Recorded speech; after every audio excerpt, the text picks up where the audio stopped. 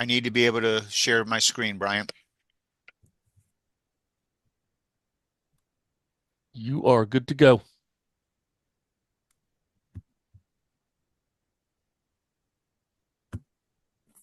Okay, folks, welcome.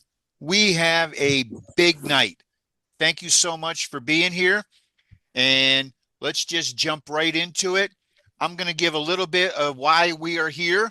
And right after me, Sean's going to jump in. And then Chappie has a nice presentation. And then I have one of our student athletes from Glen Allen who is going to give a little shorter speech than her what was it called? Something talk that she did. And then Carrie Cronin from Bird is with us, and she's going to give a speech. And then we're going to get into the meat and potatoes, the stepped approach, and we are changing it up a little bit from previous years. And then Brian, who is our VHSL rules interpreter, he's going to be going through some video clips for us. And then our commissioner will go ahead and conclude. So why are we here? Why do we do this? We started this way back in 2009. Seems like just yesterday. It began with just a handful of coaches and actually fewer referees. It then became an annual event starting in 2016 because we were going just every other year. And then we said, you know what? Let's knock it up a notch. Then 3 years later, we actually took a big step that a lot of people in the state were just amazed that we would even think of doing. We added in referee evaluations. Our referees get evaluated by both coaches and both ARs every single game. And it makes for a competitive venue for the referees to see who gets postseason games. I've been doing this a while. I started in this position with our private school boys programs in the fall of 92. And then in the spring of 93, I started with the VHSL. At that time, we had 26 VHSL schools that we serviced. We now have 51, and we have 34 private, and we got umpteen million middle schools. We have grown exponentially. We service all 6 VHSL classifications. So when it comes time for playoffs, I'm balancing a lot of balls because I got a lot of things that I have to keep track of. And that's not a complaint. That is just because we're so good right now with our cooperation and collaboration between coaches, schools, and referees that we're sought after. We had that first meeting because right up until 2009, it was very apparent that coaches and many referees were very frustrated with the state of scholastic soccer. And this is what I got from our coaches. They believed that there were opportunities for learning moments during a game. This is completely different than the weekend soccer that we have. And they wanted those learning moments to be more than just a card and go sit on the bench. And a little bit of research, we found out, hey, NFHS rulebooks is what we use, allows us to stop the match for pretty much anything that we feel like we need to stop the match for. Here's the thing with scholastic soccer. It's far more emotional and passionate than club soccer. The student body is in the stands. We do not have bleachers or stands for club soccer. You know, people are just sitting in lawn chairs. Community members, they support school functions. They don't attend our club soccer matches, maybe the higher level, showcases, but we have a lot of community members that are out there for a lot of our scholastic games. You have a lot of faculty that stick around. So what we do tonight is during the symposium, we're going to discuss together how we can deal with the emotion and passion as a united soccer community. We've been doing it since 2009, and we've been very successful. From the youth league to the scholastic leagues, day in and day out, all of us have raised and grown a culture of passion and commitment to excellence within our student athletes. That's what you coaches are doing. And hopefully that's what the referees are also doing, shoulder to shoulder with you. Within this framework, we must not block that passion or commitment of excellence that we've already instilled in our youth. We can't be building our kids up to really have a passion and then punish them for it. In other words, we have to step in as community leaders. We do not punish a teenager for acting with emotion and passion because we're the ones that taught them to do that. Bottom line, referees and coaches do not punish a teenager for acting like a teenager. It's just the place they are in their adolescent development. Sean, you're up, buddy. Thanks, Joe. I promised Joe I would not be the one responsible for getting us off schedule. So, Joe had asked me when we were supposed to be at Monacan last week to say a few words of welcome. I appreciate him giving me the opportunity to welcome everybody here today. It's nice to see so many people are committed to high school soccer, even if the circumstances are less than ideal. I've been coaching high school soccer now. This is my 19th season on the sideline. I did 8 with the boys, all at Monacan, varsity and JV. Now my 11th year with the girl, JV coach, assistant coach, now varsity coach with them. And I think these meetings are really important because I think it sets the right tone and gets us off on the right foot coming into the season. And take it from someone who's had to play multiple games out of the region for regional playoffs, for state games, and things like that. Um, there are refs out there and associations out there that seem to be downright hostile to um, the coaches, and I don't get that when we are working with the referees in our area, and a lot of that comes from the work that Joe and all the referees and all of us coaches have been doing over the years, and I really appreciate that. I love high school sports. I love high school coaching. Um, as Joe likes to say, we are an extension of the classroom. This is more than just about skills and tactics and results. I've been teaching at Monacan for 22 years now. I just saw one of my old players is in here as a coach now, which is awesome. Um, but I am much more proud of that player getting across the stage and getting a diploma than I am about anything they've ever done for me on a soccer field. And that's what all of us are when whether you're a club coach or you just kind of do this by yourself and you're not a teacher, when you become part of a school environment, you are a teacher. And those teaching opportunities that Joe has mentioned is really a great chance for us to steer our players in the right direction. Just to kind of echo a couple of Joe's comments that he mentioned earlier, you know, when a kid makes a team, their teachers know about it, the administrators know about it, their friends know about it, and they may not go watch them play, but if it's Midlow Monacan, they're coming out. If it's Cosby River, you're going to have a big crowd. Same thing with Freeman, Godwin, all the rivalries that are out there, um, and that makes for a great atmosphere. But it does ratchet up the tension, and that's where we can kind of help step in. Um, and if I could just say one thing to all of the referees out there, it would be let us help you manage the game. Um, when things are getting hot, when things are getting heated, um, let me know that my player might be in danger of getting a card and I'll pull them off. I'd much rather have a player come off for 5 or 10 minutes to calm her down than risk a yellow or a red card. And now that the VHSL has suspensions of 3 or maybe 4 games for a red card, uh, give me an opportunity to get that player off the field, and I will do it and use that teaching opportunity. Um, and for the coaches who are listening, when the refs give you that opportunity, take it. Please don't be like, oh no, it's good just because it's a tight game. The referees are trying to help you in that situation. Let them help you in those situations.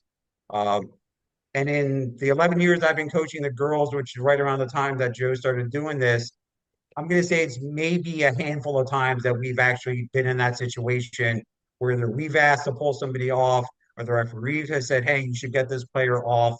Um, it just doesn't happen all that much, but it's nice to know that it's there when the opportunity occurs. So You'll appreciate these meetings, like I said, if you have to go out of the area. Again, I want to welcome everyone. Thank you for being part of soccer in the area.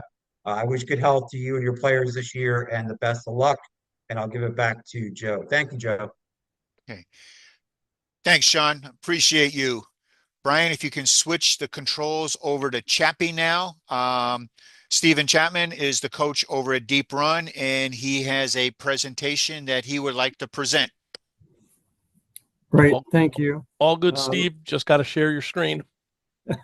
Will do. You have my voice. We've got We your do. voice. Unfortunately, my camera's not cooperating very much at all. So we'll try this. Entire screen.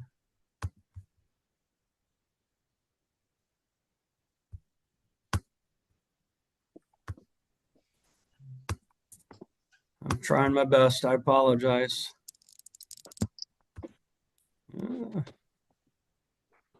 So let me know when it's on there, will you please? Yeah, there's nothing there. Nothing. That's welcome to Zoom.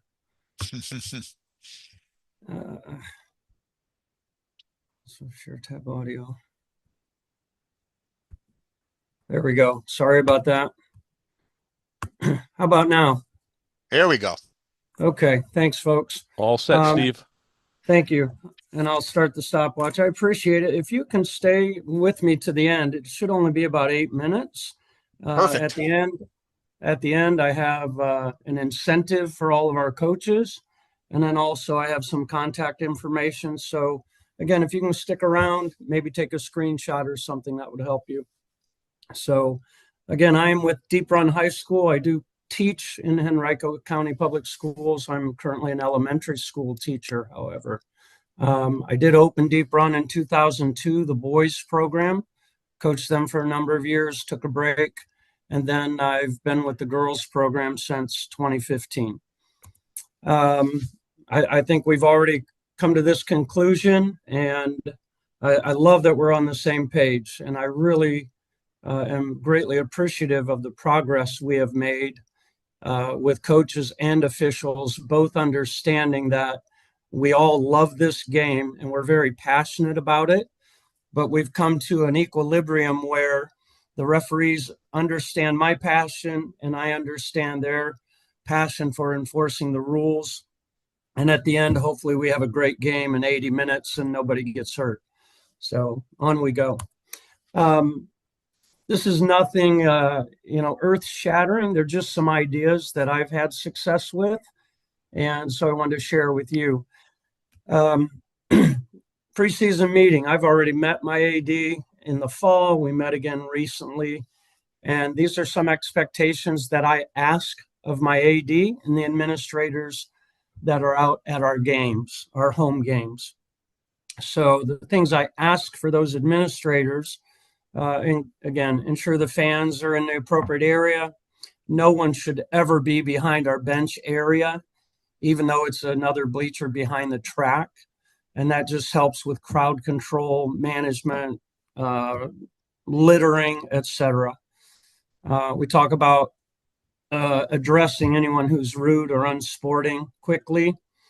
I've been working very hard on this 5th point of meet the game officials, provide your name and cell number, the administrator who's on duty that evening. And I think that's critical to help the officials and also welcome them. And last, for Joe and Brian and all the crew, again, I hope to have better success at getting chairs out for you and water and just anything you need so that you feel welcome when you come to our school. I think all the schools can do that. And then I've shared the right half with our DSA. Again, at the game, please be present. Don't be the social dynamo at the ticket booth all night. Mostly help, again, with crowd control and make sure we're not having anyone who is, again, unsporting, obnoxiously yelling. Again, it all affects the game and it affects the players. And then we've not had this, and I hope we never have it, but the administrator should be over near the officials at the end of the game and just be with them should there be any question of appropriate behavior. And that way they can exit the stadium with the officials. So we never want any fans, parents approaching our officials at all. Good so far? Great. Terrific. Like it or not, this is what it should look like. Fans in the stands, happy, excited, cheering, participating, and they're all on one side. With the parents, I'll show you a document near the end here that I use every year. It's helped me immensely. But I also am very firm about setting parent expectations, what I expect of them as a parent of our program and then at games. And I make this very explicit. So again, feel free to use this as you desire. Number one for me as a coach, whether it's my youth kids at Strikers or the high school, do not coach. When they hear your voice, all the work that we've done is out the window because they know your voice better than anyone. I ask them just to relax, sit in the stands, enjoy it. Our typical standards tend to be the males, the fathers, they like to stand along the fence. But again, they have that directive to not coach from the fence. And then regarding officials, again, I go over this in our preseason meeting once we have our team set.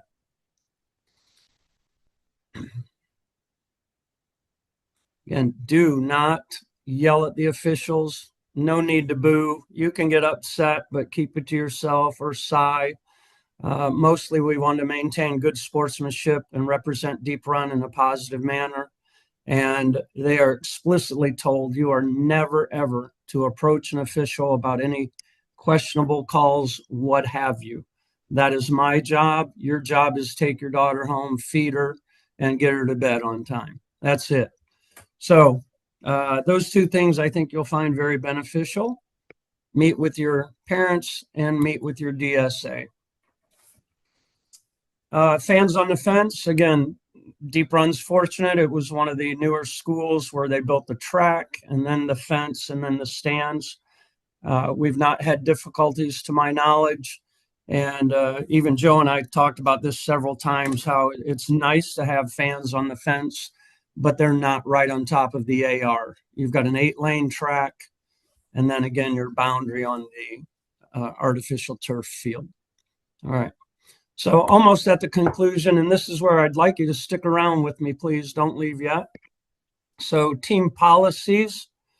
This is just something I do. I'm going to have to go to a different one. And just give me an okay if that's, whoops. No.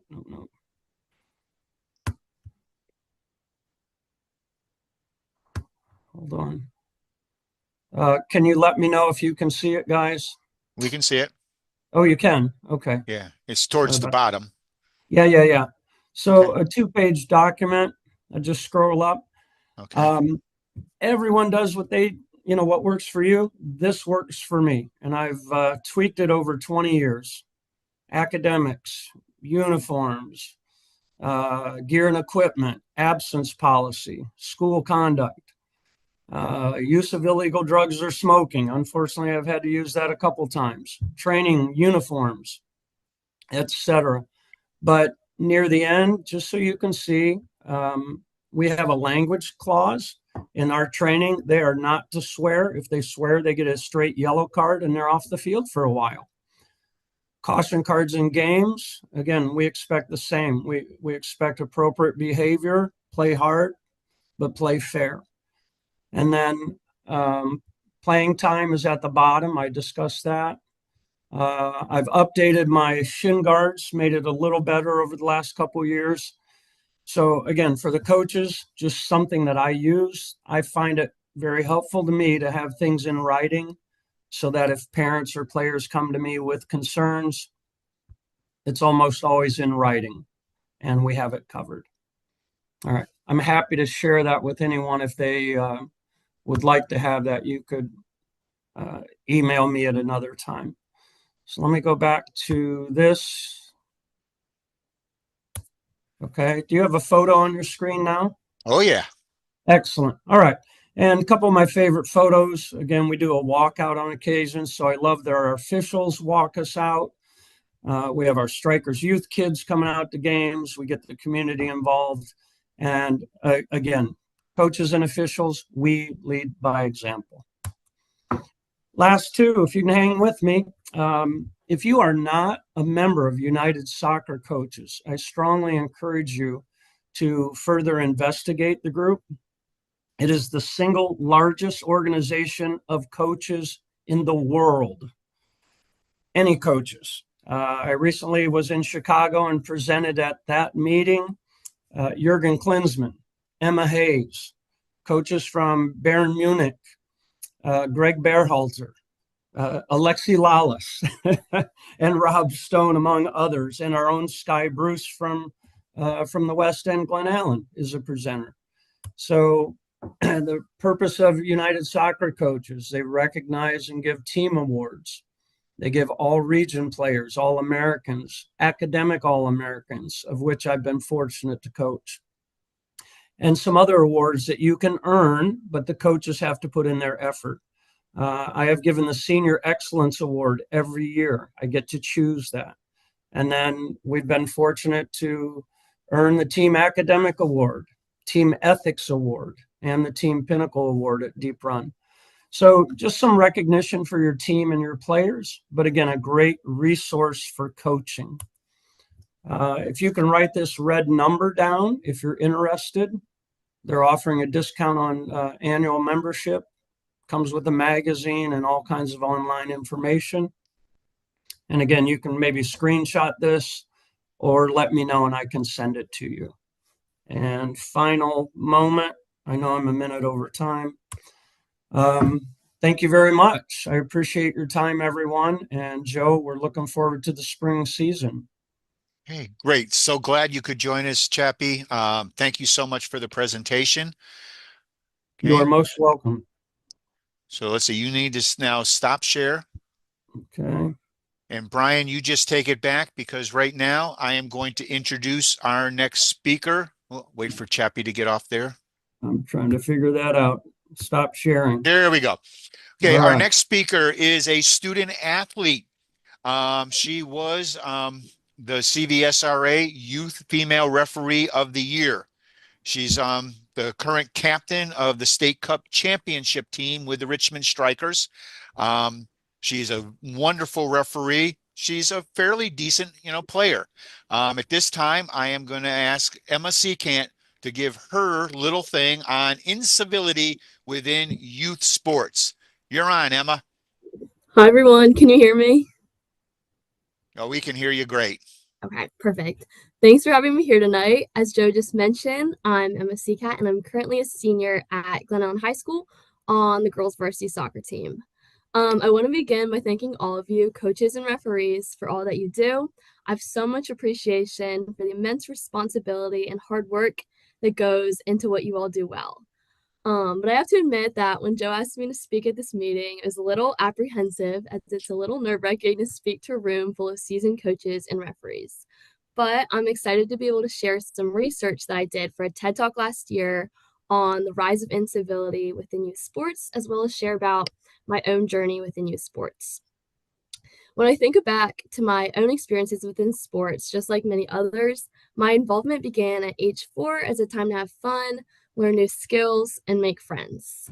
I will admit, though, that over the years, my motives and goals have evolved into placing a higher focus on winning as competition has increased, whether it be as small as winning a small-sided game in practice or as big as making it to states my freshman year or winning the state cup this past travel soccer season, which is undeniably one of my best memories from this last season and an unforgettable experience.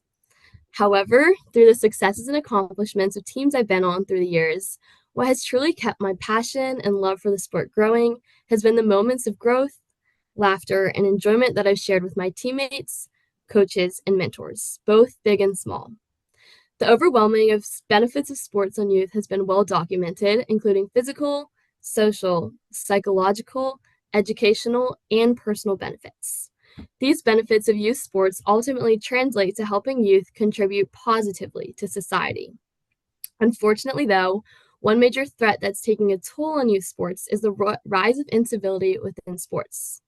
Incivility refers to insensitive behavior that exhibits a lack of respect for others, including disrespectful and rude behaviors. Incivility is a significant issue in youth sports as it negatively influences teams and individuals. Through the years, we've all had the opportunity to see soccer through different lenses, whether playing, watching, officiating, or coaching. We've all witnessed incivility within the game between players, coaches, spectators, and officials through unsportsmanlike conduct, disrespectful behaviors, verbal abuse, and sadly for some, even physical abuse, whether it be a parent yelling at a referee, a player physically injuring another player, a coach chastising or humiliating a player for their performance, or a coach complaining about an official. I think something that we can all agree on is that we've witnessed some form of incivility within the game. And unfortunately, many of us, I'm sure, have accepted these incivilities as a normal part of the game. However, Richmond is our home and we need to continue to do what is right. There have been several factors attributed to the rise in incivility within youth sports, including the growing time and financial investments of players and parents, greater pressures to succeed placed on coaches and players, and the rise of incivility within society as a whole. Whether we accept it or not, however, this rise of incivility is leading to consequences throughout society and having a major impact on youth and officials. Officials experiencing abuse at levels never seen before.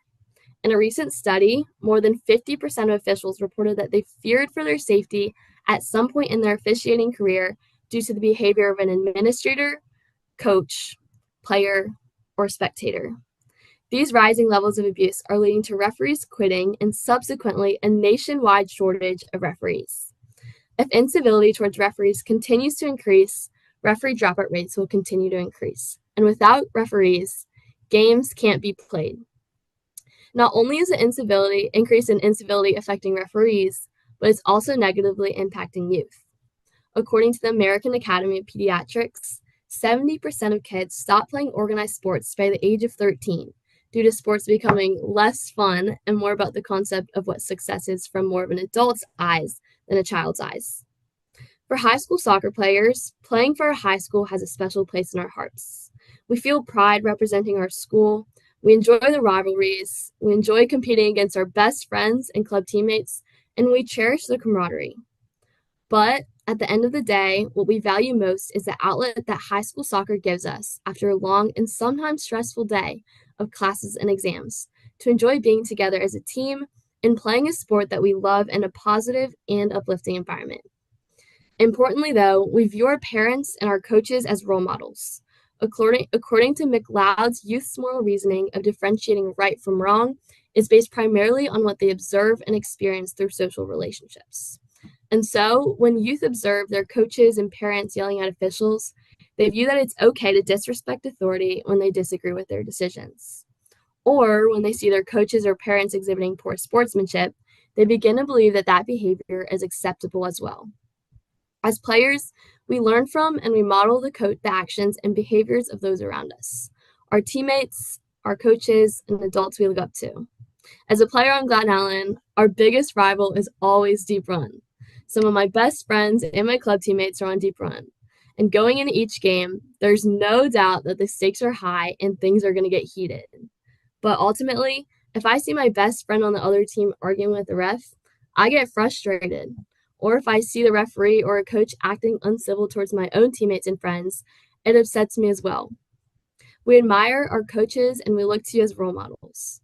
We observe and listen to how you interact with us and how you treat others, our opponents, referees, spectators, and each other, because you are the leader of our team and you set the tone for our team. All of us involved with high school soccer feel the stakes and pressures of winning from all different directions. With practices practically 5 times a week, growing rivalries between schools, the influence of spectators and peers, games against our best friends or club teammates or siblings, many times it can feel like winning takes precedence over all else. And yes, I will admit that I may get carded every once in a while because I too feel the pressure to win. But at the end of the day, through the highest of highs and the lowest of lows, both as players and coaches, we must be willing to take ownership of our behavior and uphold the values of respect, sportsmanship, and integrity. We must be willing to accept mistakes as part of the game from all roles and positions, from players, from coaches, and from referees, and handle them with grace, composure, and consideration. If we continue to accept incivility as a part of the game, it will continue to have negative consequences on players' development, team culture, player and referee dropout rates, and just on youth sports as a whole.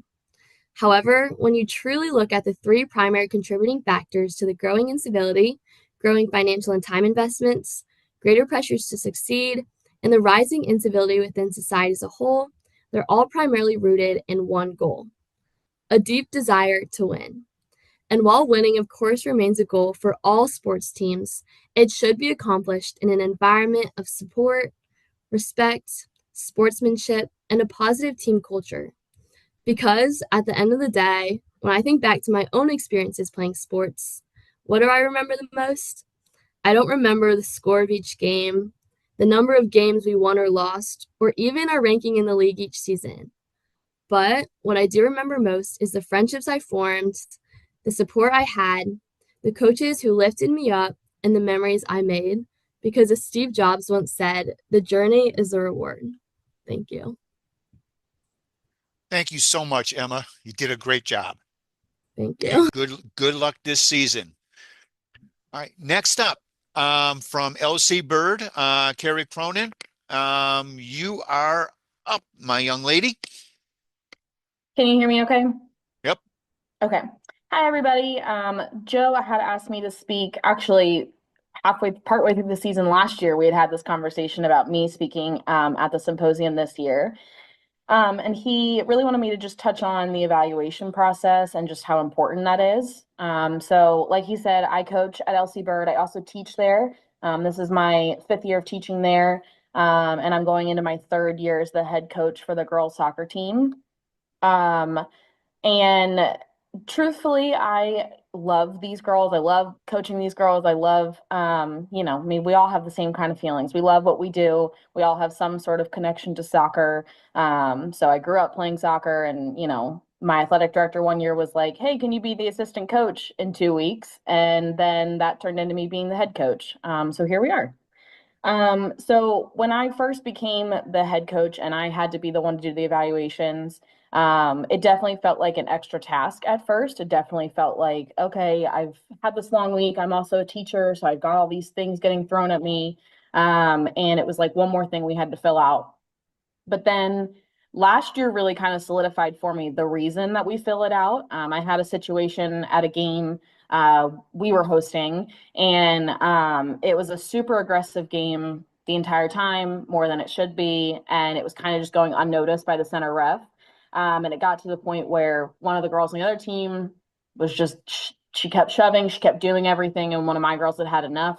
Then they kind of started retaliating against each other. It took players to break everything up, which was really tough to see because the head ref should have been the one to step in right there, or at least one of the side refs. And then because of that, there were no cards issued, which was not necessarily the best way to go, in my opinion. And then the other team's coach ended up reacting poorly to it. She was very frustrated by everything. She was yelling at the ref. Her husband had chimed in from the sidelines, and he was yelling at the ref. My athletic director had to step in. It became a whole big mess. But essentially, it was one of those things where the ref kind of had to be called in to, the center ref had to be called in to say, like, hey, you've got to start breaking this up. We can't let it go on this far.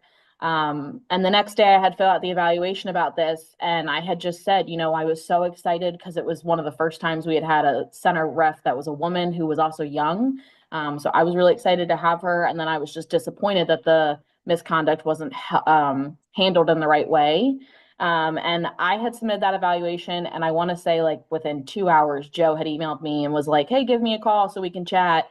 And we had a long conversation about it. And Joe said, I read your whole evaluation. Tell me more about the situation. And I explained it. And he was like, he was beyond grateful that I had even filled out the evaluation because it was one of the referees who was a younger ref and she was still in school. And so he wanted to make sure we keep the younger refs and not scare them away or have them get scared away. And so it was one of those things that he was super grateful that I had filled out the evaluation with as much detail as I did. I also always wait to do the evaluations till the next day. I'm sure a lot of us do that, but that's definitely something that I find to be a benefit. Just because I'm not, it's the same reason we tell our parents, like, don't come talk to me after a game if something happens with your kid or if I didn't play them or whatever it is. Wait till the next day. Same thing I tell my players, just to kind of keep everybody cools off if it was a frustrating situation. So I always fill out my evaluations the next day. I fill every single one out, good or bad. And I think it was that phone call and conversation Joe and I had last year was really a testament to the fact that he does read every single evaluation. Which honestly I was not confident of. I'm sure a lot of us aren't confident that he actually reads them all because there's so many he has to read. But I've chatted with a lot of other friends who are coaches of different sports who really wish they could evaluate their officials. My roommate is a coach for a softball team at Bird, and she wishes that she could evaluate umps. So, I think we're really lucky in that position to be able to evaluate our referees. And it's just, I think it's important for all of us. And I have really found the value in it. Like I said, it took, I think, till last season to have that conversation with Joe for me to realize that, he does read everyone and this is really taken seriously. But I think that also speaks to, gives us our voice, which, sometimes as coaches, we don't always feel like we have our own voice, depending on the situation. So it's always nice to have that with the evaluation as well. So yeah, I mean, that's really all I have. I just wanted to touch on that, and just stress the importance of filling them out and, not rushing through it real quick just to erase it off your to-do list, but taking a few minutes to, really fill it out. And especially if there's a situation, really kind of explaining that so that way Joe can have all the information. So. Thank you, Carrie. Thank you. Yes, the evaluation system has been great as far as I'm concerned with us, one, upgrading also our training program. That's what I use it for. And that young lady is actually now a grad student in the area, and she actually just had her first go around with a pre-professional game with the Richmond Ivy. So I'm really, hopeful for her to keep on moving forward. Thank you so much. So at this point, I need to get back behind my screen.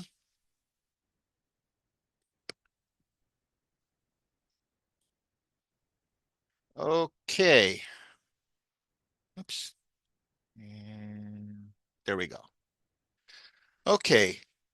So stepped approach 2.0, behavioral modification.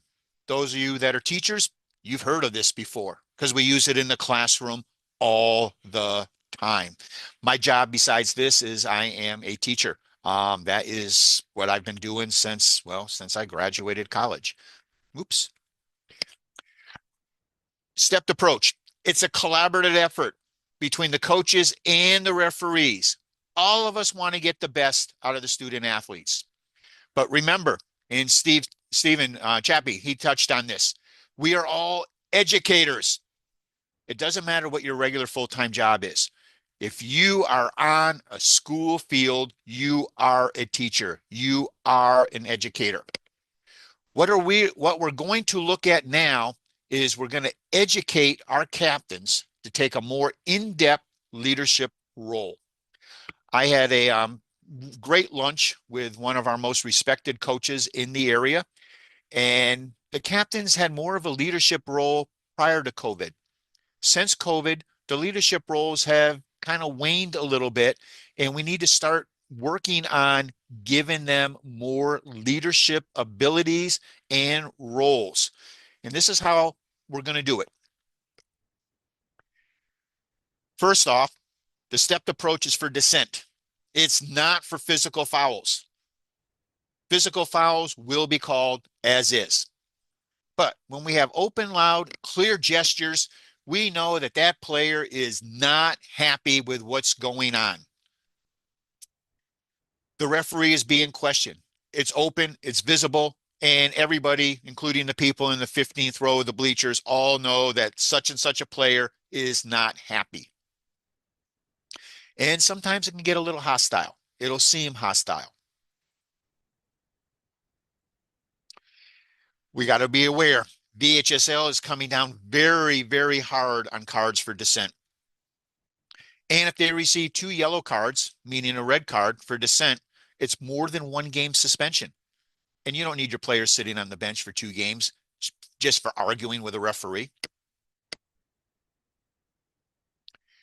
The captains must be proactive with their teammates. The captains all know the potential hotheads are. The captains, I'm asking all of you, some teams don't do this, but go out and do it right now, will wear visible armbands. We're asking the coaches to have regular meetings with their captains, emphasizing leadership skills, taking control, and the captain taking charge and being able to tell a teammate, I'm asking for you to be subbed right now, or you are done tonight. And the stuff I have highlighted in green is the stuff that's new with the central area stepped approach. So we got to start emphasizing more and more to our captains and letting the teenagers lead each other. Captains will have the authority during any stoppage of play to ask the referee to sub one of their teammates.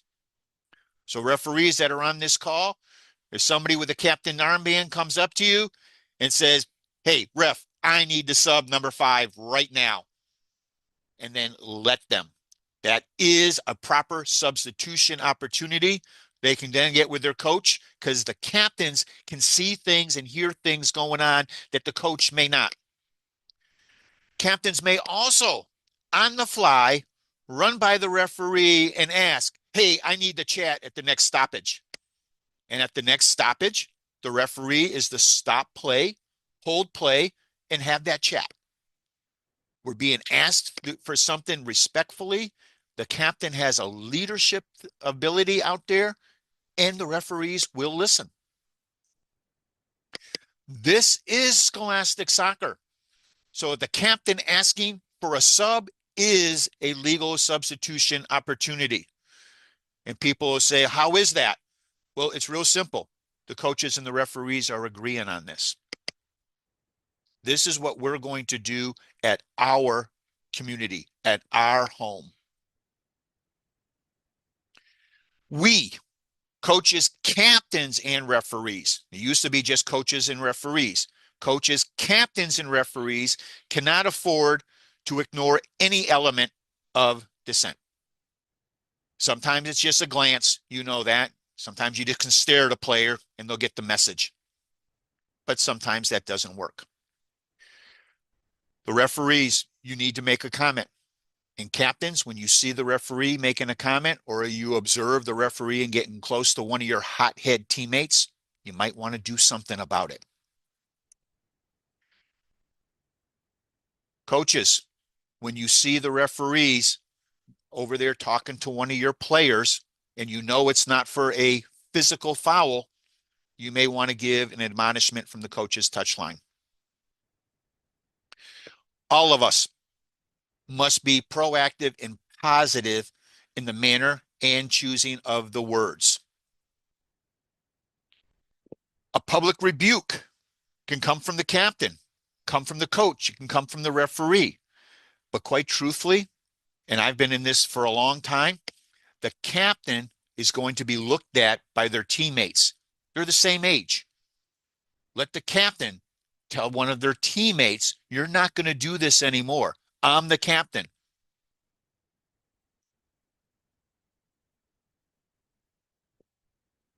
No second yellow card within seconds of the first yellow card. Let me repeat. If you give a yellow card, that player is not going to say, thank you so much. Unless it crosses the line of race, creed, color, religion, or sex. We're not going to allow that. When you give that yellow card, get away from the player. Give the card and make a 12-yard sprint away from the player, because what comes out of their mouth is not nice. Folks, I teach math to college freshmen, and I teach math to liberal arts majors. They hate me from the first day. When I pass back their first test, they're not saying, "Thank you so much, Professor Sheridan." It's usually sometimes starts with an F word, but I'm not going to punish them. I'm not. I know why they said it. I actually provoked them by grading their paper.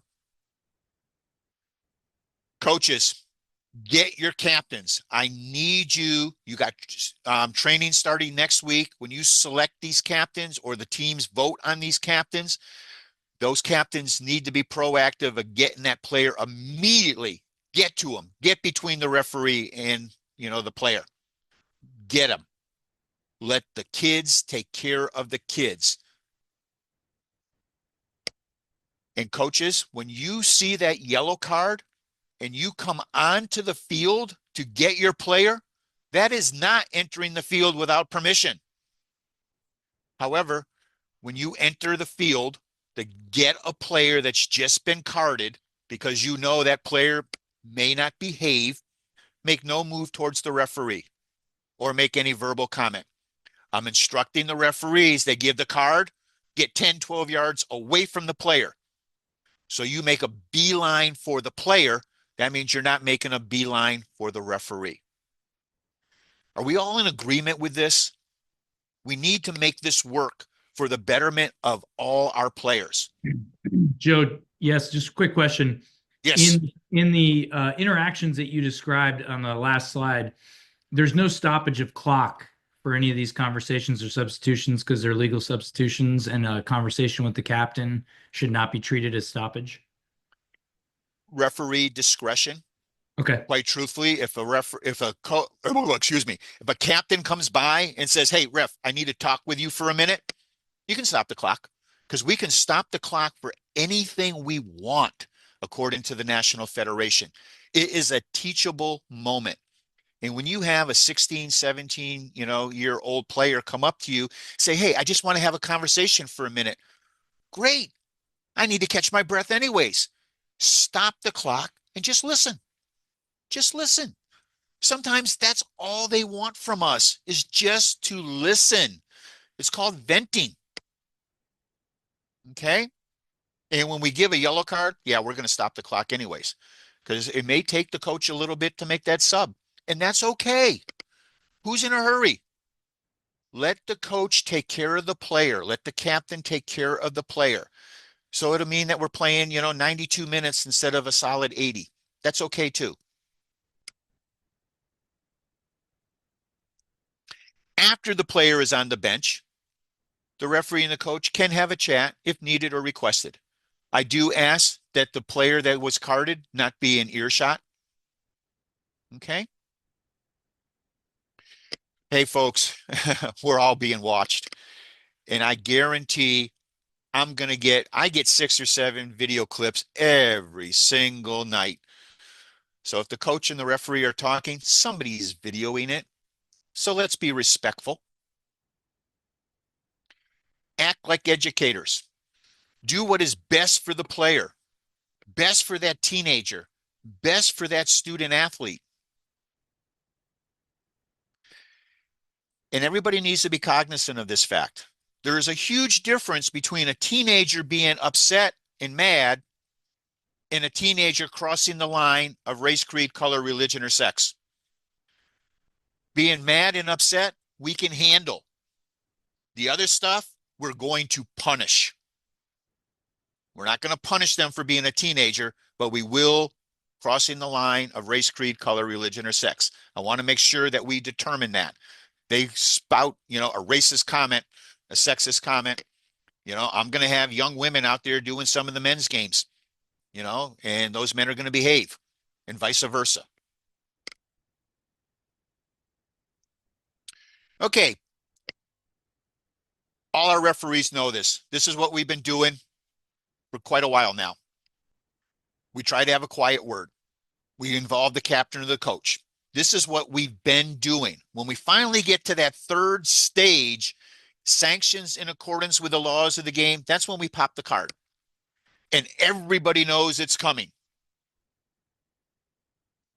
Everybody should know it's coming, even the people that don't know soccer that are in the stands. It shows everybody that we're doing everything possible to calm that player down. And yes, referees, I got most of my referees online with us right now. It is the hardest method to employ. It certainly is. That's why you're well paid, and that's why you're also going to get a pay increase next year. We have to remain calm. We have to remain professional. Other people are going to become flustered. We can't send mixed signals to the players that the coaches are flustered and the referee is flustered. We, the adults, know what's going on. It happens in our classroom.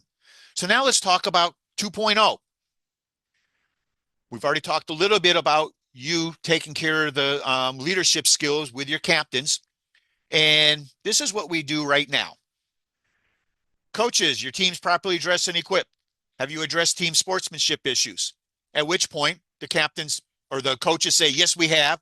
And then they go back and get their teams ready. We will now continue. This is new, stuff in green. Head referee is to ask the captains, are your teammates willing to follow your leadership?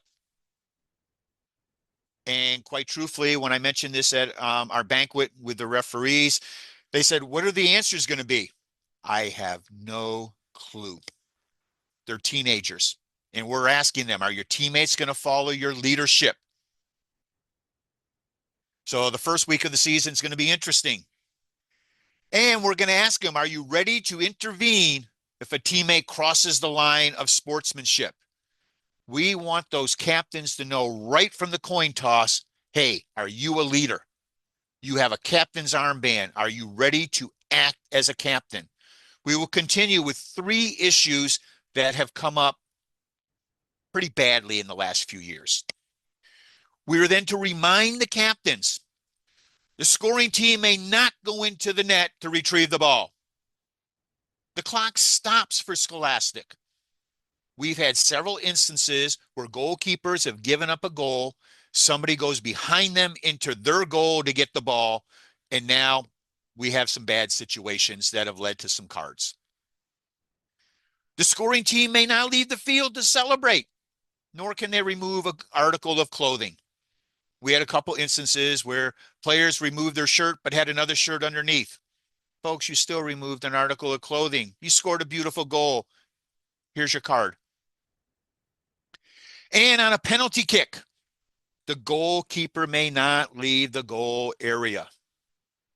We've had a couple goalkeepers that like to go up to the penalty kick mark and try to gamesmanship, with the kicker.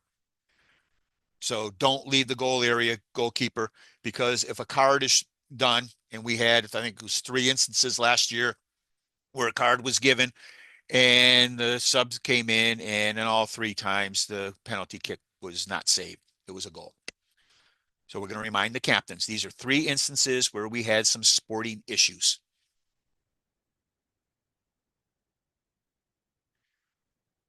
So we're going to fix it by reminding the captains, hey, your teammates can't do this stuff. We need to build the leadership skills in these kids. Hey, they're going to be the leaders of our community someday. We got to let the teenagers be teenagers. Let the student athletes sort it out. I've been doing this a long time, and I really think that if we entrust and build this stuff up in our kids, they're going to take care of a lot of it themselves. The first week or 2 of the season may be a little rough, but I think the kids can figure it out. I have enough confidence in our kids to figure it out, but we need to let them know what's coming. And that's going to start with the coaches with tryouts next week. We need to keep finding teachable moments during games where we, the referees, will stop the clock and let the coaches have a teachable moment with a teenager. I'm going to go through this with the coaches real quick. Coaches, just don't do it. You have an avenue, and that avenue is me or Mark. Don't cross the line. We have the fewest cards by over 100% percentage of anybody else in the state, and we're going to keep it that way. I don't want any coaches to be sent off, but if you cross that line, we have no choice. And then what does it do? It brings in principals, and we don't like that. Sometimes let's just agree to disagree. When it gets beyond that, we bring in others that have very little soccer background, and then whatever repercussions come is out of our control. Let's keep it within the soccer community. We have very few athletic directors and even fewer principals that have a soccer background. But if we can take care of it ourselves, perfect. And neither one of us need to have the last word.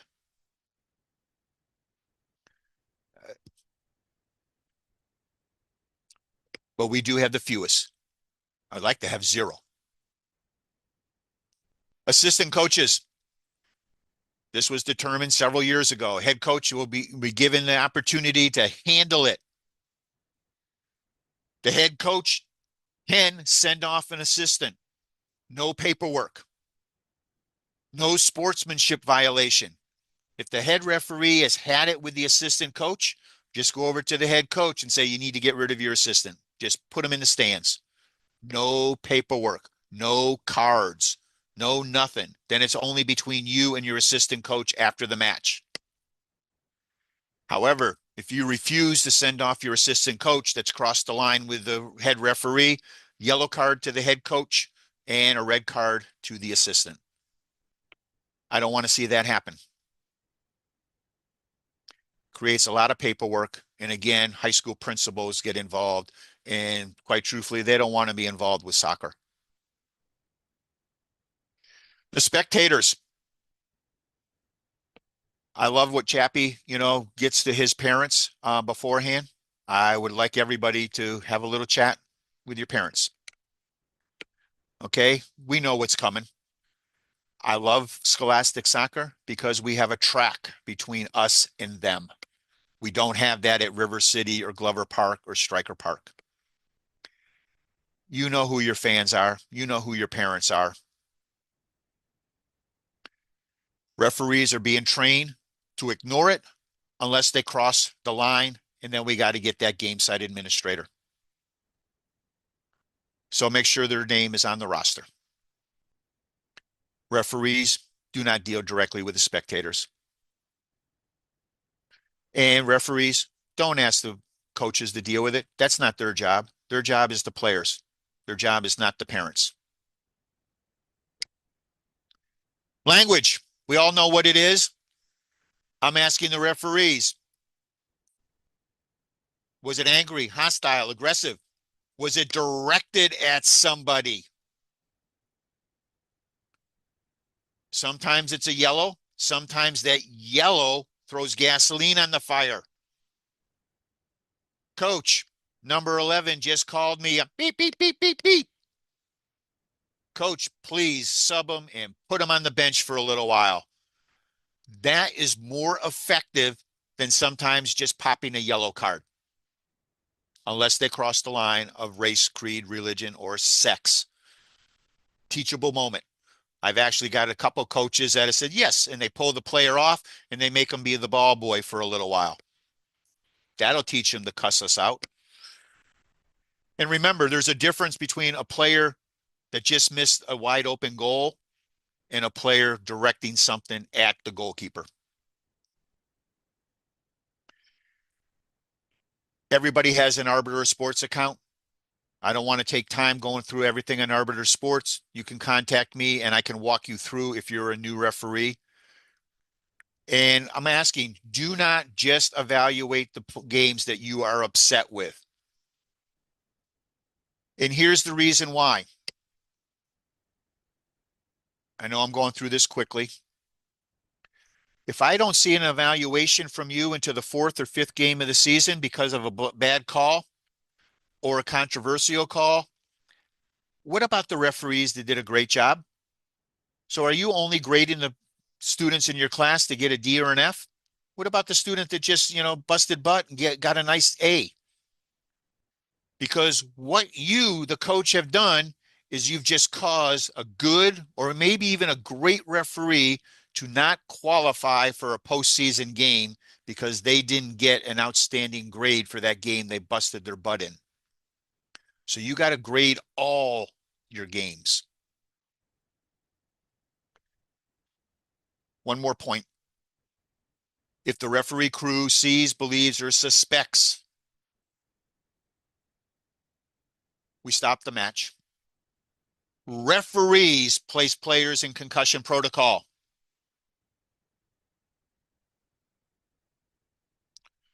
Only a certified athletic trainer may clear a player from concussion protocol. And I'm emphasizing this because we have some schools that have cut their budget that there's no certified athletic trainer. So if there is any type of belief of a head injury, that player may not play the rest of the game, no matter what. It's our insurance. It's our judgment call. You need to get with your school and say, cut something else, but do not cut the certified athletic trainer. Without a certified athletic trainer, the referee's decision is final. The player may not play. But it didn't really happen that way. You saw it wrong. Referee's decision is final. Quit cutting athletic trainers from your budget.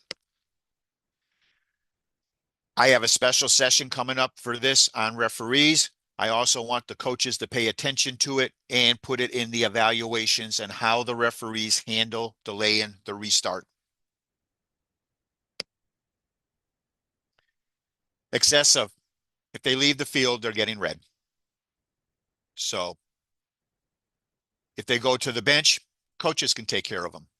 They remove the jersey, yellow, and any type of flipping the finger or body language, red. Look at your schedule. March 21 and 28th. We have over 350 college coaches on those weekends. These are the Jefferson Cup showcases. All our referees are working. If you have games on those days, I'm begging you, move the games. Move the games. Please move the games. Referees will choose the showcase. This is our home. Treat it as such. And I went 4 minutes over on you, Brian. I apologize. Is what it is. So Can you get this? Yep. Can you get it back? Okay. Yeah. So we want scoring. We want goals to be scored as referees. It's what makes the game exciting. Leaving the field, if they run over and they celebrate with the bench, great. If they cross the track and celebrate with their fans, it's going to be a yellow card. If they cross the track and celebrate and taunt the opposing player, it's going to be a red card. That's what's in the rules video that most of you have hopefully watched already. But tonight I'm going to talk about two things. One is challenges, and the other is denial of a goal scoring versus stopping a promising attack.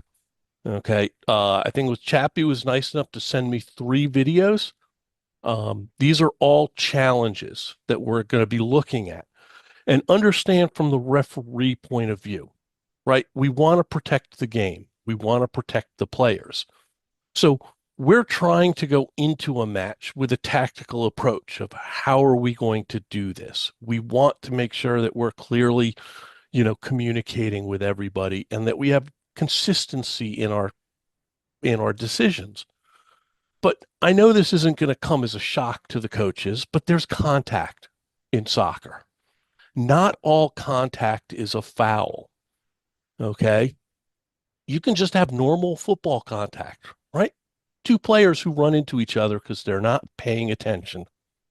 That's not a foul. That's just clumsy. Okay. But the others, we have to make some decisions. And that's actively what we're paying referees to do, is make decisions. So I'm going to fire up a video.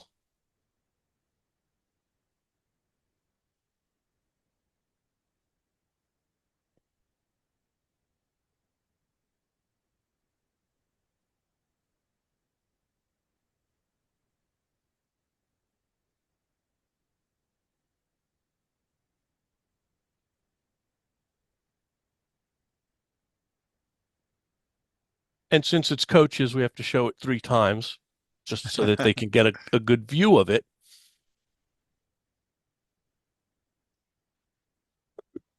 Is there anyone who doesn't think that that's just a simple, careless foul?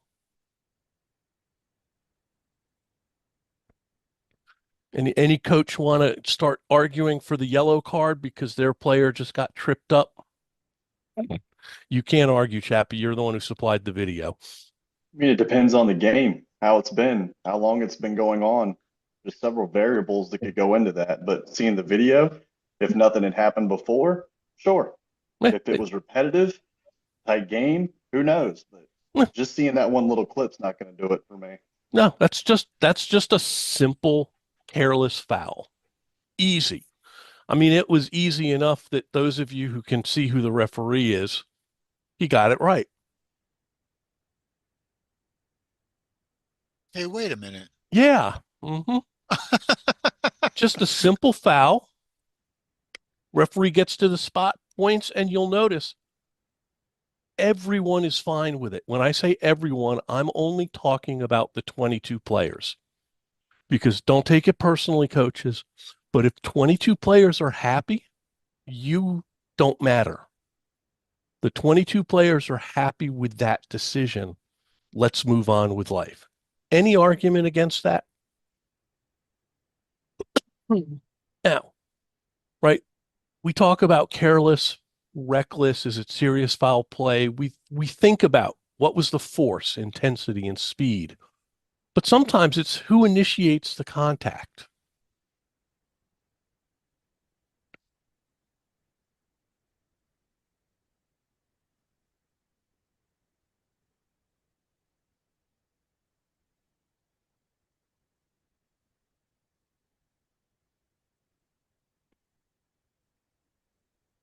So again, as you're watching, who gets to the ball first? Who makes the first touch on the ball? And then who initiates the contact?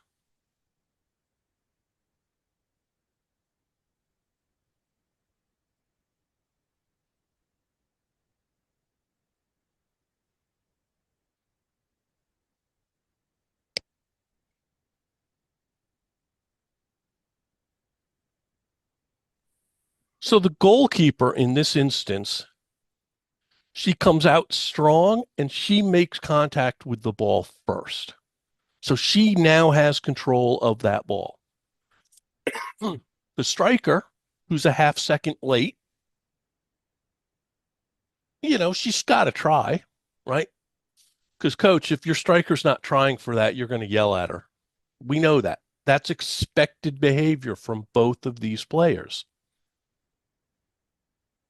And again, you'll notice, okay, moving on. They just get up and they continue to play. So this is a situation where we're going to hear from you, coach. You're going to be screaming because either A, your goalkeeper got run into, or B, you're claiming it should be a penalty kick. But at the end of the day, there's nothing to this play. This is a normal soccer play. This is normal contact within, it's just normal football contact. Make sense? Now, this is the one, coaches, that you're all going to get up in arms about.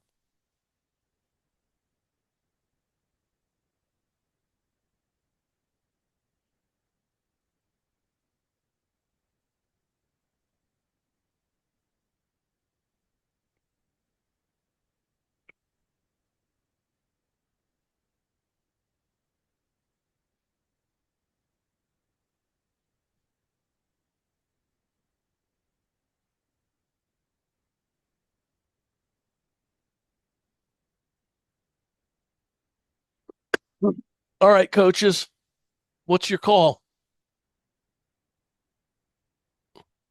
Did the referee get it correct with the goal kick? Did the referee completely miss it and it should be a penalty kick?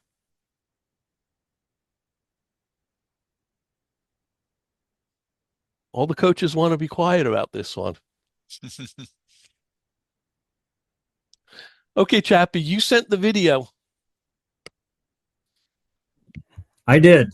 What are I you did. what are you as a coach? What are you as a coach expecting from the referee on this play?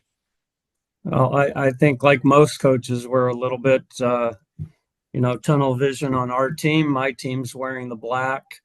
And, here's the reality of it, that over years you become a little more calm in your approach, I would hope. But your official is 15, 20 yards away. I'm 60 yards away. And the film is after the fact. But what I saw was a defender from behind and the player falling. Whether there's contact or not, I don't know. Again, I'm 60 yards away, you know. So the ironic thing is, Chappie, you've got it correct. Right? The contact is not fair. The contact is above the waist, it's with an arm, and it basically, for lack of a better, it pushes the black player out of the way. The contact that we're concerned about here is the arm, the left arm of the white player into the back of, well, your player. This should have been a penalty. This is not fair contact. It is not a legal challenge. Therefore, it has to be a penalty. But yeah, at the end of the day, we miss them sometimes. Sure. Right? This is a very bad angle for the referee to be looking through. And because the center referee is making this sprint in this channel right here, trying to be able to see things. And the assistant referee has 1, 2, 3, maybe 4 bodies in front of him or her. Yeah. It's a bad angle across the board. Yeah.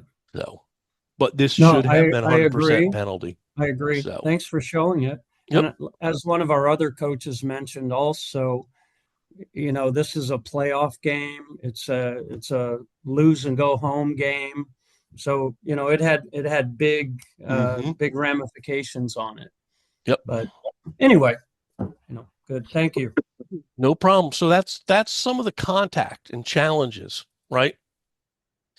The other question that I always keep getting, especially from across the state, is, well, why is it a red card for denial of a goal scoring opportunity outside of the penalty area, but it's a yellow card inside, or sometimes it's not even a yellow card, it's just a penalty kick. And the reason is we have 2 different things.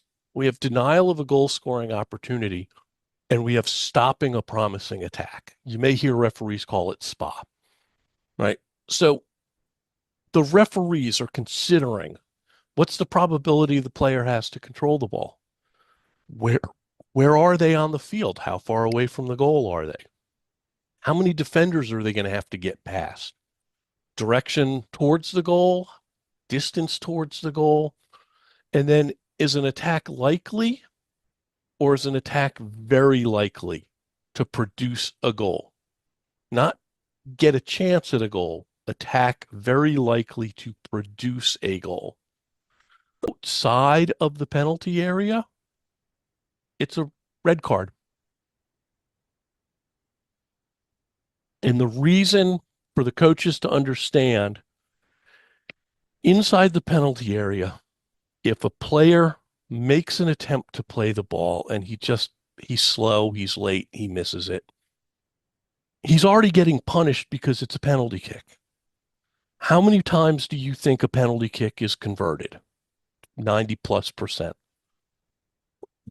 If we then also give your player a red card, well, now it's double punishment. So inside the penalty area is handled very differently than outside of the penalty area. Outside of the penalty area, this player knew that he didn't have a choice. He decided to play the body instead of the ball. He's getting a red card for denial of a goal scoring opportunity. Referees, it has to go in as dog so. It's not serious foul play. There's no speed. Okay, there's no force. Yes, it's two big bodies colliding, but they're teenagers. It happens. And it's not violent conduct because no one threw a punch. Okay? When you put the cards into your reports, they have to be accurate. The difference between a red card suspension on denial and a red card suspension on serious foul play could be up to 3 games difference. Don't make more paperwork for Mark. Definitely don't make more paperwork for me. No. Okay. And then, yep. So All does right, we good? anyone have any questions about any of those? You know, Hey, Brian. coaches. Yeah. Just because there was a few people in the chat mentioning a defender in the vicinity. So yes, they were close. They were in the No, vicinity, they're a on the couple wrong yards away. side. Right, They're but they're on the wrong side. If there's an attacker, we're gonna assume all the players have equal speed. Which one's exactly. gonna get to the goal first? Yep. That's the only thing we need to think about. That's the only thing. All those defenders in the vicinity, no. Is the defender physically between the striker and the goal? That's the only question you have to answer. Yeah, but on Okay. the other side, if you look at how the video was playing in full tilt, it looked like those people that was in between the goal have a chance of getting to the ball before the The, defender. no, the last defender committed the foul, period. That's dog so. Okay, folks. Before Mark closes us out, I'm going to ask Mike Anderson to jump in for a couple of quick minutes, and then Mark, our commissioner, will close us out. Mike? Oh, hey, I just wanted to say thank you, Joe, because I love the stepped approach 2.0. The 1.0 worked great, and I had the opportunity, and I was pretty thankful for it, to speak last year when we were in person. And I asked everybody from the coaches and from the referees situation to say, hey, can we just show a little bit more common sense and have a chat and let us handle it from the sideline if we do it properly? That the stepped approach 2.0 seems even better. Putting the pressure on the captains to be leaders is going to be great for young people everywhere. So I love that. I love the videos that we were just doing, Brian. I think it's great to take a look at these. I just know that when the VHSL meets with people from the central region, and I'm on a committee where I meet with them every once in a while, we are the stars of the state because of the work that you guys are doing, Joe and Brian, and trying to have this kind of a meeting where we can talk openly about it. I guess the only thing that worries me a little bit is I worry a little bit about if we're putting the pressures on the captains, which I love. Make sure, I'm hoping that the coach is still involved in the situation. And if they overrule the captain and say, no, I'm taking them both off before this turns into craziness, I would love that opportunity, because my captains I'm going to choose for their maturity, but they're still 17, 18 years old. So I'm just kind of looking for that, because I think it's been amazing. I think our card numbers went way down. I don't know if Joe shared the percentage. I know he's a math guy, but it was significant. And my principal noticed it, not because of cards against my team, but just overall, and said, hey, something's going on properly. So I love the 2.0 approach. I love the idea. I love the videos that we share. I wish we could do it in person. But I'm hoping that we can still let the coaches and the referees be the adults in the room if the captains don't quite get it done. Because what I don't want to happen is have a team have somebody sent off when they didn't have to be, and the referee say, well, the captain handled it when I or the opposing coach didn't get a chance to do our thing as well. That's all I'm asking. And we're trying 2.0. Honestly, I don't know what's going to happen with the captains.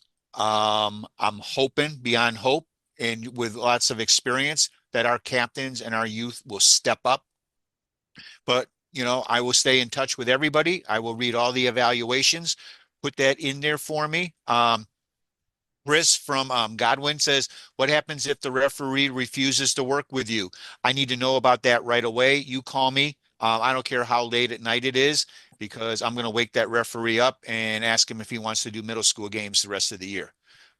This is not something that we're going to say, oh, this referee's not going to do it and this referee's not going to do it, or this coach is not going to do it and this coach is going to do it. No, we all got to be on the same page in order for it to work. Both coaches, both the home coach and the visiting coach, have to be working what's best for the kids in the community. I know Coach Berryhill, he had a bad situation going out of area where a couple of his players got 2 cards within like 3 seconds. That's not fair. So we do it differently here. So at this point, I'm going to let our commissioner close us out. All right. First of all, Joe, Brian, thanks. This was a great night. Good call, looking outside at the weather. So thank you for doing this.